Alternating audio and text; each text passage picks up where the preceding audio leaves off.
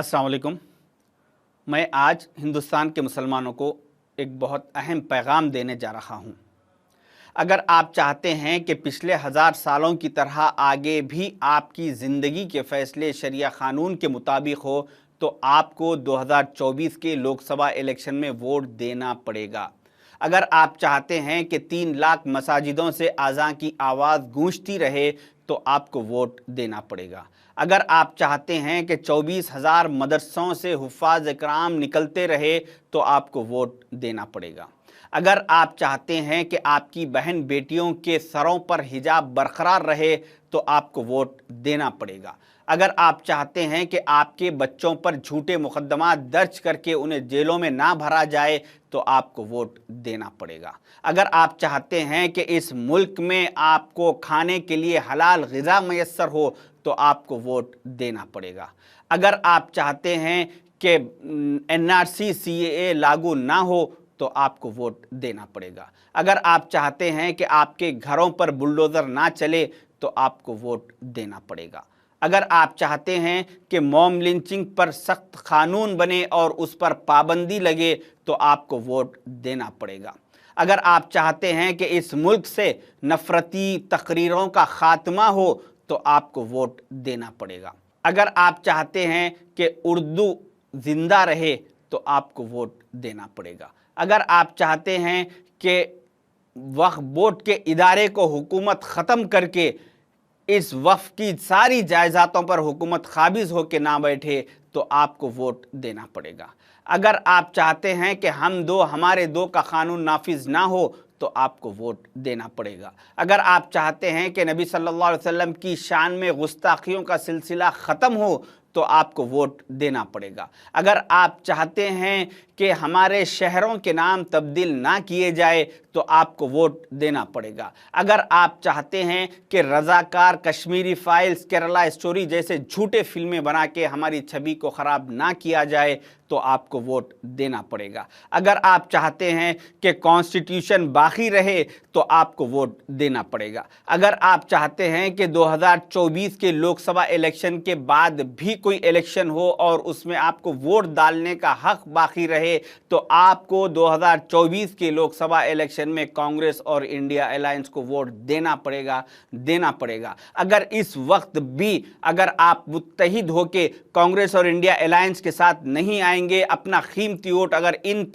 पार्टियों के हक में नहीं देंगे, तो फिर मैं जो ये लिस्ट गिनाया हूं, अल्लाह ना करे ये हालात आप 4 जून के बाद अपनी आंखों के सामने देखेंगे। मैं आपको डराने की नहीं बल्कि हालात से आगाह करने की कोशिश कर रहा हूं। अभी इन इंडिया अलायंस से हटके जो दूसरे रीजनल पार्टीज है, जैसा कि BRS है, BSP है, JDS है और TDP, ऐसे जो स्टेट रीजनल पॉलिटिकल पार्टीज है जो इंडिया अलायंस से बाहर है, ये पॉलिटिकल पार्टीज के मुस्लिम कायदीन आपके पास आएंगे और कोई किसी के चेहरे पे दाढ़ी होगी, किसी के सर पे टोपी होगी, कोई शेरवानी, कोई कुर्ता पैजामा पहन के आके आपसे आज़ीज़ी करेंगे कि देखो आप दूसरे एरियो में आप कुछ भी कर लीजिए, आप कोई भी पार्टी को, मगर इस इलाके में ये हमारे लीडर साहब है, ये बहुत अच्छे हैं, इन्हों हमेशा अवेलेबल रहते, आपकी हर ज़रूरत को पूरी करेंगे, आपके साथ मुलाकात करेंगे, आपके प्रॉब्लम्स को हल करने की कोशिश करेंगे। इस तरह से ये लोग मुस्लिम कायदीन आके आपके सामने बात करेंगे, ये BRS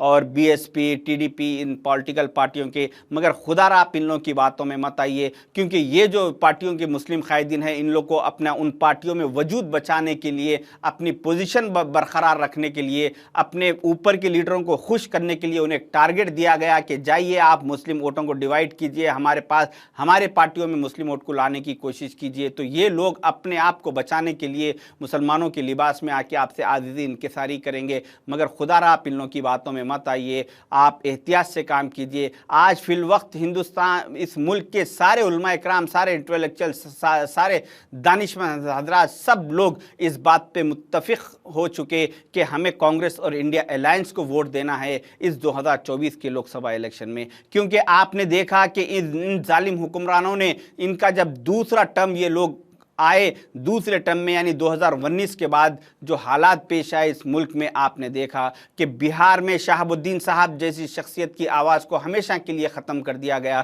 گجرات سے احمد پٹیل صاحب کی آواز خاموش ہو گئی، اور اتر پردیش سے عتیق احمد صاحب کا قتل کر دیا گیا۔ اس کے بعد مختار انصاری صاحب کی آواز کو بھی دبا دیا گیا، پھر اعظم خان صاحب کی آواز کو بھی ہمیشہ کے لیے خاموش بٹھا دینے کی کوشش کی گئی۔ ابھی جو اگر یہ لوگ پھر تیسرے ٹرم میں آئیں گے ظالم حکمران، تو پھر بچے کچے جو ہمارے قائدین ہیں، جیسا کہ کرناٹک سے ضمیر احمد خان صاحب ہے، جس کی بھی شاہد کہ ان کی بھی آواز کو ختم کر دیا جائے گا۔